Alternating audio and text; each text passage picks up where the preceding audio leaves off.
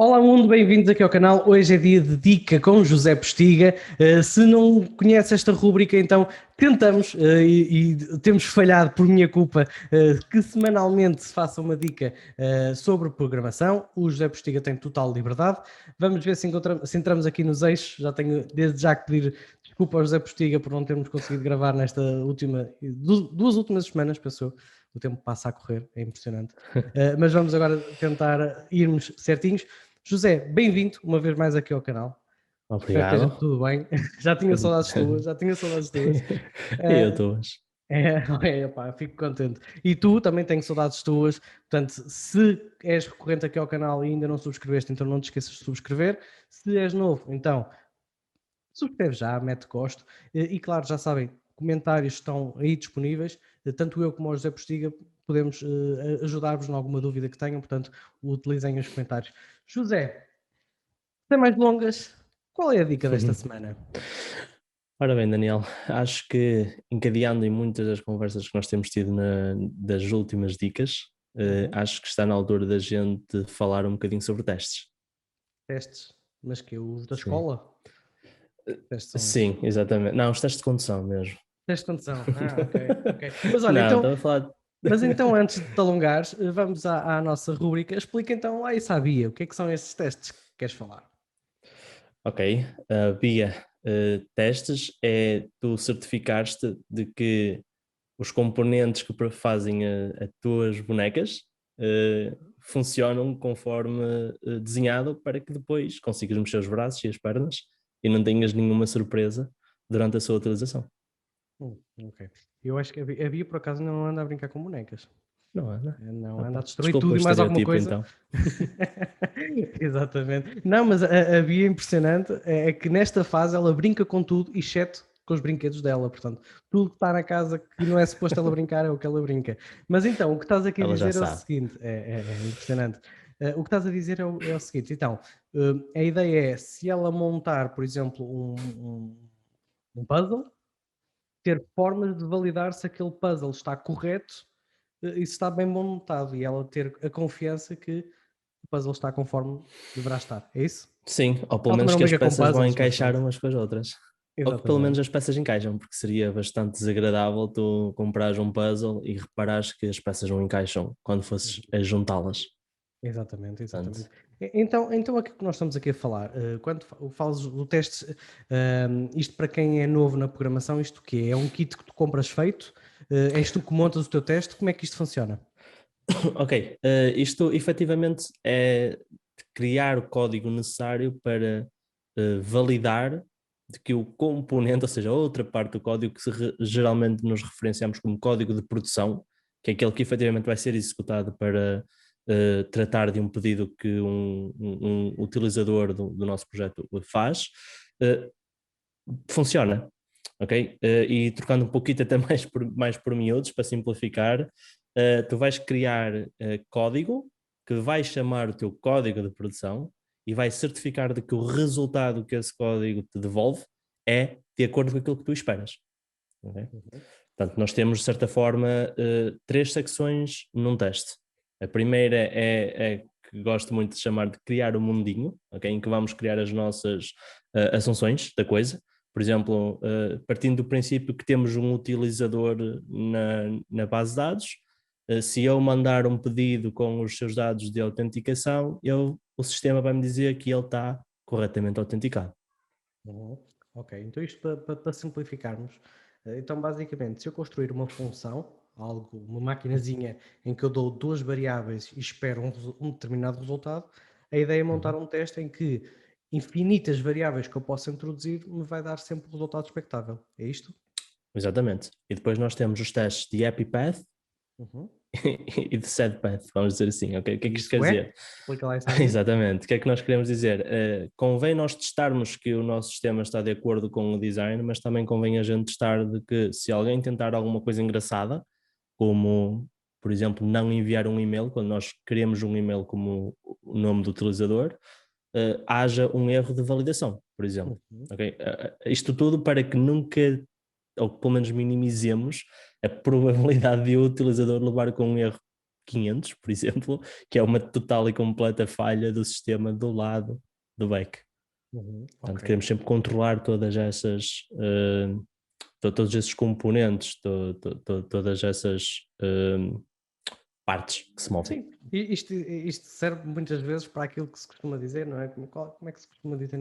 Nós temos aqui pessoal no Brasil, mas em Portugal costuma-se dizer que às vezes tapa-se a cara e destapa-se os pés, não é? Que às vezes arranjamos uma coisa num sítio e desarranjamos noutra. Muitas vezes os testes servem Exato. para evitar isso, não é? Sim, eu acho que qualquer programador consegue dormir descansado só se souber que as coisas estão realmente a funcionar. E se eu perguntar a vários programadores, olha, como é que tu me garantes que o software que estás a produzir está completamente funcional? E para isso é que servem os testes, é para dar essas garantias. Ok. Antes de avançarmos em mais alguns pormenores mais técnicos, vamos aqui a um paradoxo. Eu faço uma programação de uma funcionalidade, depois programo testes para validar que aquela programação está bem feita. Como é que eu valido o meu teste? Ou como é que eu garanto que o meu teste está bem feito e correto e que valida tudo o que é possível? Ok, exatamente. Isso é uma questão de certa forma comum, e acho que isso faz até uma perninha para o porquê de investir o tempo a criar mais código. Ok, código esse que nunca vai ser executado, ou que pelo menos nunca deve ser executado nos servidores de produção. Produção. Exatamente. Mas como é que tu validas que o teu teste está correto? Primeiro, os testes são, por definição, simples. Ok? Os melhores testes são aqueles que quase descrevem o comportamento que o sistema vai ter antes de ele ser executado. Ok? Portanto, eu digo, olha, eu vou criar agora um registro na base de dados, cria mesmo no teste um registro na base de dados, vou mandar um pedido para um endpoint, por exemplo, como se fosse um consumer da nossa API a fazer esse pedido, mas quando digo pedido para um endpoint, pode ser carregar uma instância de uma classe, executar depois o método dessa classe e ver que o resultado é aquele que a gente espera. Obviamente nós vamos fazer testes do teste que vai testar o código de produção, mas partindo do princípio que os requisitos estão bem descritos e corretamente mapeados em código, garantimos que o teste está correto. E mais uma vez, como os testes são por definição coisas bastante pequenas, é de fácil entendimento. Sim. Portanto, são daqueles que nos permitem só na cabeça quase processá-los e entender que, ok, partindo do princípio que eu tenho A, vou executar B e vou receber C, isto tem que funcionar. Exatamente, é isso que eu ia dizer.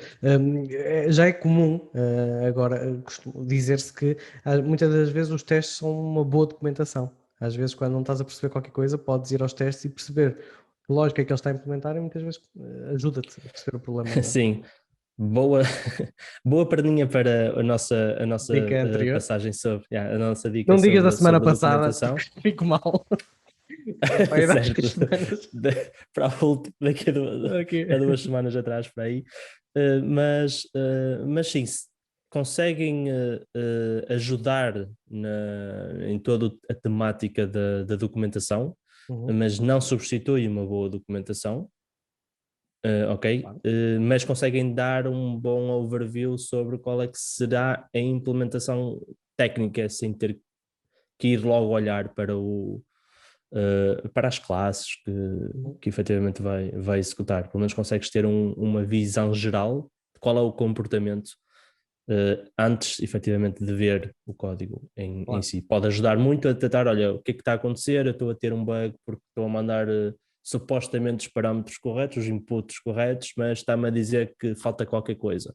Deixa-me ver aqui nos testes o que é que está, se não existe, como é que ele se comporta. Ok, a minha questão também era para te dar uma perninha para te falar sobre coverage, mas acho que isso ficará para outra altura.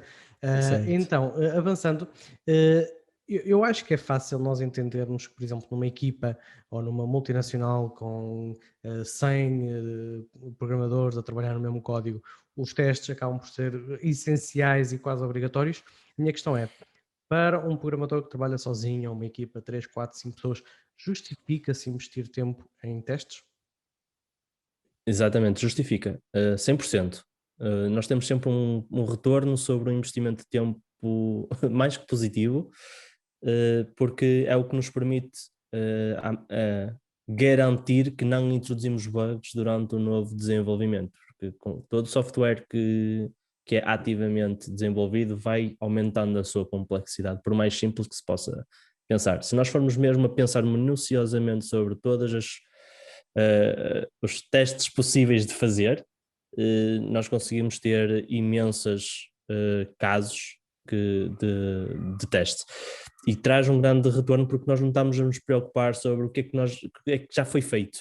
É sempre andar para a frente, ok? É sempre, queres adicionar mais uma funcionalidade? Vamos adicionar a funcionalidade. Se por alguma razão a adição dessa nova funcionalidade, tipo modificar o sistema de alguma forma, em que temos um teste que tenta garantir que essa modificação é inválida, nós vamos imediatamente receber esse feedback do tipo, olha, tu adicionaste isto, mas partiste um teste que tinhas anteriormente que diz que isto não é possível acontecer.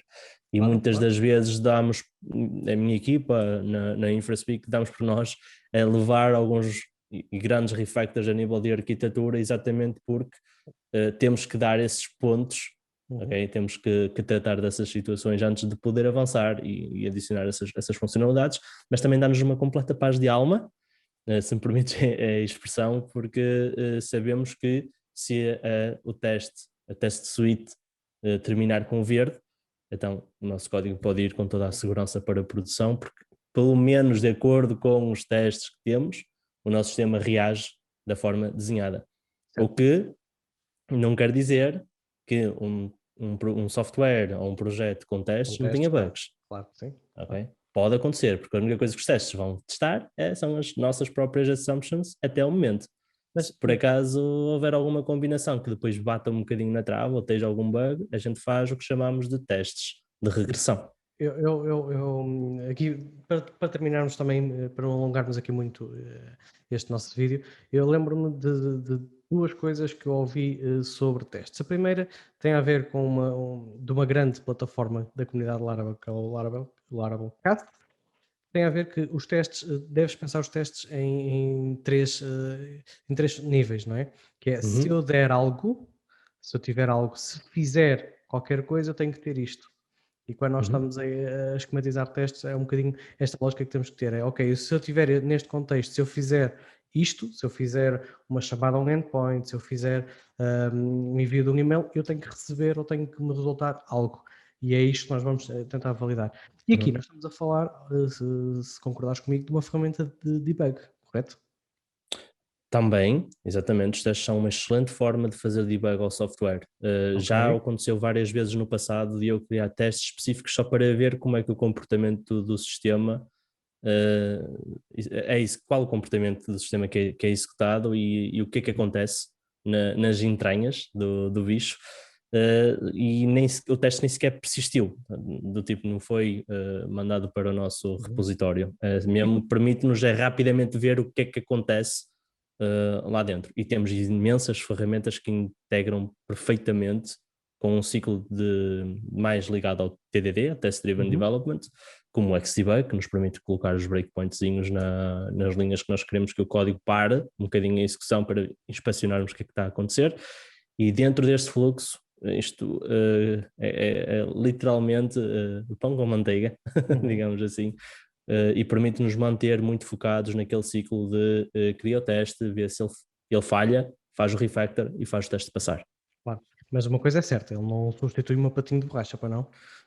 Não, os patinhos de borracha dão sempre jeito, continuam a ser úteis e quem não tiver patinhos de borracha pode muito bem utilizar os seus colegas de equipa como patinhos de borracha.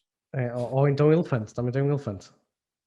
O elefante já é um bocadinho mais bruto. E já para quem não sabe o que estamos a desesperado. falar, exatamente, para quem não sabe o que estamos a falar, eu vou deixar aqui o link aqui no card para tu veres esta técnica, que também havemos de falar sobre ela.